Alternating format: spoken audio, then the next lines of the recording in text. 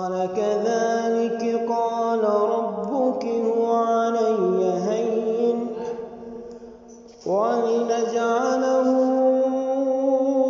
آية للناس ورحمة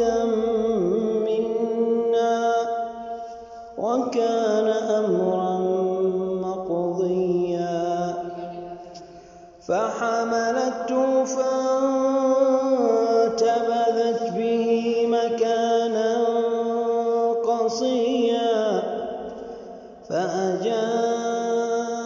المخاض إلى جذع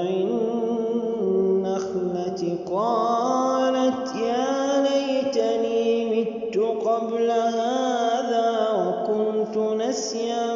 منسيا فناداها من تحتها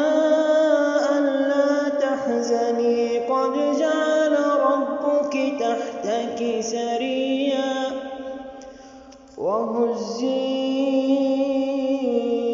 إليك بجذع النخلة تساقط عليك رطبا